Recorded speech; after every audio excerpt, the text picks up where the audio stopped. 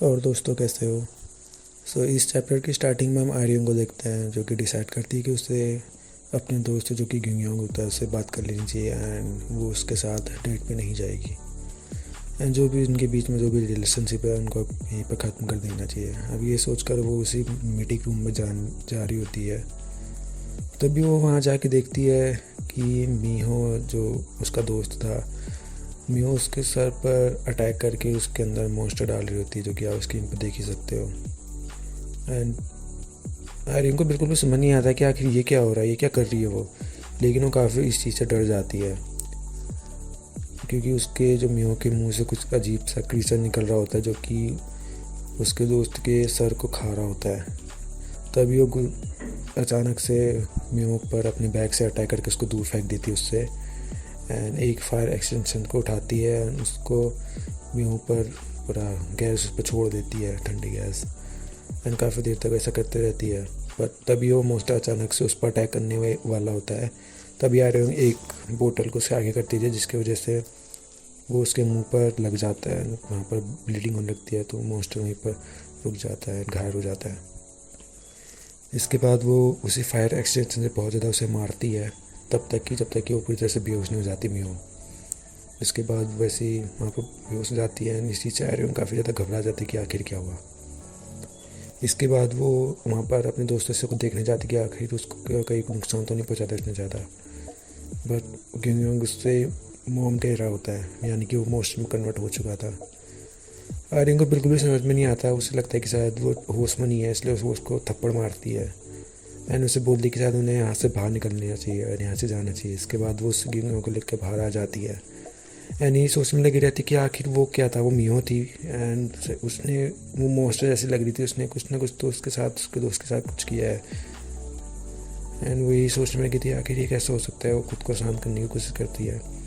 फिर वो ग्यूंग से पूछती है कि क्या तुम ठीक हो। वो बोलता है कि हाँ ठीक हूँ। फिर वो उससे बोलती है कि शायद हमें पुलिस के पास चलना चाहिए, कहीं तुम्हें कोई नुकसान तो नहीं है कि यहाँ भाई कोई इसी चीज़ की चोट तो नहीं पहुँची। दैन वो बोलता है कि मेरे सर पे।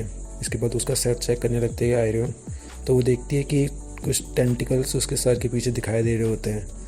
इस चीज़ से वो काफ़ी घबरा जाती है। उसे कुछ भी समझ नहीं आता कि आखिर ये क्या चीज़ है। किंग उसको फिर से मोम कहने लगता है, लेकिन आयरन काफ़ी डर जाती है कि आखिर ये क्या बोला है, मुझे मोम मोम क्यों क्या बोलने में लगा है। दैन वो उससे पूछती कि आखिर तुम क्या हो। दैन इसके बाद उसका दोस्त उसको सब कुछ बताने लगता है कि मेरा किंग सेम नाम है, मैं 22 साल का हूँ, एक आदमी हूँ, मेरी 6 फीट हाइट है एंड इतना वेट है, मेरा ब्लड ग्रुप है, सब कुछ बोलने लगता है। उसके बाद आयरन उसको बोलती कि मेरे पास मत आओ करके। वो बोलने लगती, लेकिन फिर भी वो उसके पास आते हुए मतलब रुक जाता है। पहले जैसे वो बोलते कि यहीं पर रुक जाओ, रुकते हुए सब फिर से बोलने लगते कि मैं अकेला रहता हूँ, मेरा अपार्टमेंट नंबर ये है, रूम का पासवर्ड ये है, सब कुछ बोलने लगता है। एंड फिर उसके बाद वो बोलती कि रुक जाओ, कुछ मत बोलो। वो बोलती कि मैंने जस्ट तुम्हें पूछा था कि आखिर क्या हुआ था वहाँ, क्या बोलते हैं, लेकिन तुम मुझे इतना सब कुछ डिटेल्स क्यों बता रहे हो एक रिज्यूमे की तरह। पर किंग लोग उससे बोलते कि तुमने मुझे पूछा था एंड वो बोलते कि मोम तुमने मुझसे पूछा था, ऐसे बोलता है। पर आयरन काफ़ी ज़्यादा घबरा जाती है। वो सोचती है कि आखिर मुझे मोम क्यों कह रहा है। क्या वो जो छोटा सा जिसके टेंटिकल से जो उसके सर पर है उसकी वजह से उसके दिमाग को कुछ गड़बड़ तो नहीं हो गई। वो काफ़ी इस चीज़ से डर जाती है एंड वहाँ से भागने लगती है। वो उससे कुछ भी नहीं बोलती एंड वो यही सोचने में लगी रहती कि अब वो क्या करे इस चीज़ के बारे में, क्योंकि उसे भी नहीं पता। अब उसे शायद स्कूल छोड़ देना चाहिए जहाँ भी वो भी मतलब जाती है, भले एक तरीके से वो कॉलेज होता है। तो वो सोचती है कि उसे वहाँ नहीं जाना चाहिए, उसे छोड़ देना चाहिए। लेकिन फिर वो सोचती है कि आखिर अगर वो स्कूल छोड़ देगी तो फिर वो रहेगी किधर, क्योंकि एक तरीके से वो उसी स्कूल में सोती थी, वही उसका देश का घर था, क्योंकि उसके बाद रेंट देने के लिए कोई घर नहीं था जहाँ वो रेंट दे के रह सके, क्योंकि काफ़ी पहले से सबको पता है कि काफ़ी गरीब है। एंड वो ये भी सोचती कि आखिर मैं खाना कैसे खाऊंगी, क्योंकि गिंगी था जो कि उसे लंच देता था हर टाइम एंड उसका जितना भी खाने का खर्चा होता था वही उठाता था। लेकिन वो क्या करे इस चीज़ के बारे में। पहले से उसकी लाइफ में इतनी प्रॉब्लम चल रही है, नहीं ये पता नहीं कौन सी नई प्रॉब्लम आ गई। ये सोचते सोचते लेकिन वो आगे बढ़ती है एंड सोचती कि आखिर अब उसके तो पहले से उतनी गरीब है एंड इतनी सारी प्रॉब्लम्स हैं एंड वो उसी पास स्क्रीन का सोचती जहाँ पर वो उससे मॉम बोल रहा था इसकी हर बात को मतलब दोहरा मतलब मान रहा था। एंड वो जब उससे पूछा था कि तुम्हारा बारे में है तो वो पूरा सब कुछ बताने लगता है। अब ये सोचकर वो थोड़ा मतलब पहले सोचती कुछ नहीं बोलती एंड अचानक से वो दोबारा गिंगो के सामने आती है एंड उससे पूछती है कि बैठ जाओ। तो गिंगो बैठ जाता है, फिर बोलता है कि चलो खड़े हो जाओ, फिर वो खड़े भी हो जाता है, मतलब उसकी बात मानने लगता है। फिर उसके बाद बोलने लगती है चलो डांस करो और जोर जोर से उछलो। तो वैसे करता है, डांस भी करता है, जोर जोर से उछलने लगता है। बाकी जो अगल बगल लोग होते हैं वो सोचते हैं कि यार ये क्या कर रहा है, ये कहीं शराब पी के तो नहीं कर रहा ऐसा। इसके बाद वो उससे बोलती कि चलो तुम्हारे जितने भी बैंक में पैसे हैं मुझे सेंड कर दो मेरे अकाउंट में। एंड इसके बाद गिंगो वही नाचते हुए सारे पैसे उसके बैंक अकाउंट में सेंड कर देता है। एंड एरियन के सारे पैसे उसके उसमें आ जाते हैं, काफ़ी ज़्यादा पैसे होते हैं वो।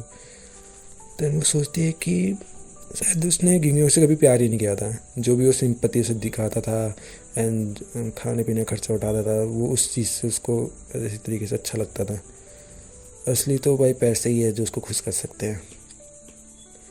दैन इसके बाद काफ़ी कुछ सोचने के बाद नेक्स्ट दिन हम देखते हैं उसी स्कूल का स्क्रीन जहाँ पर वो मियो बैठी होती बाहर पे एंड वो उसके बारे में पता करती है, आर्योंग के बारे में, कि उसको पिछले रात किसने हमला किया था। तो कोई उसको फ़ोन पे पता था कि वो आर्योंग है जो कि सब कुछ कर रही थी, तो उसे तब से पता था। एंड तभी वहाँ आर्योंग भी आ जाती है जो कि उससे बोलती है कि क्या हुआ, क्या तुम्हें मेरे साथ कुछ, मैं तुम्हारे साथ कुछ बातें कर सकती हूँ एंड क्या हम साथ में लंच करने चल सकते हैं। तो मियो तो पहले थोड़ा सरप्राइज जाती है। दैन उसके बाद बोलती है हाँ बिल्कुल क्यों नहीं। एंड यहाँ से उसका वो नाटक शुरू होता है, वो भी उसके साथ एक तरीके से खेल रही होती है। एंड यहीं से हमें एक आर्योंग का पास्ट मतलब प्रेजेंट स्क्रीन दिखाया जाता है जहाँ वो पीछे से सोचती है कि हाँ यहीं से स्टार्ट हुई थी, जहाँ से गिंगयोंग जो उसका दोस्त था उसकी सेक्रीफाइस से जिससे उसको पैसे कमाने का एक जरिया मिला। बट अब जैसे हम उसके देखते हैं कि बॉडी के सारे और उसके टेंटिकल्स दिख रहे होते हैं जो उसको पूरी तरीके से घेर रहे होते हैं। एंड वो मनी मन सोचती है कि मियो ने मुझे एक ऑप्शन मतलब एक चांस दिया था, अगर मैं उसके जैसे बन गई तो वो मुझे जीने देगी, मुझे मारेगी नहीं। तो वो बोलती कि क्यों नहीं, मैं उसके जैसा बनूंगी करके, एक उसके जैसा वो एनजीओ मोस्टर है ना उसकी तरह मैं बनूंगी एंड उससे लड़ाई करूँगी। यही सोचकर हम देखते हैं कि पूरे चारों ओर से टेंटिकल्स से घिर जाती है। एंड प्रेजेंट स्क्रीन में हम देखते हैं कि मियो ने उसके अंदर जो भी कीचड़ था छोटा वो डाल के देन आर्योंग उससे मॉम बोलने लगती है, यानी कि हमें पता चलता है कि वो भी इमोशन में कन्वर्ट हो चुकी है। एंड हम इसी टाइम एक पास्ट का स्क्रीन देखते हैं जहाँ पर असलियत में गिंगयोंग ने आर्योंग को इस टाइम बात नहीं मानी क्योंकि मियो ने पहले उसे अच्छे से पकड़ लिया था एंड उसे उसके ऊपर अपना नया मोस्टर डाल के उसे अपने कंट्रोल में कर लिया था।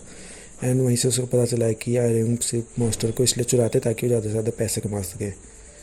अब ये सोचकर वो एक ये सब कुछ नाटक कर रही होती है। ऐसा सोचती है कि मैंने तुम्हें बोला था कि मैं तुम्हें एक चांस दूंगी अगर तुम मेरी तरह बन गई, पर मुझे नहीं लगता तुम मेरे से बनोगे क्योंकि मैं ही एंड जियो एक तरीके से दो जो सिर्फ एक स्पेशल मास्टर है।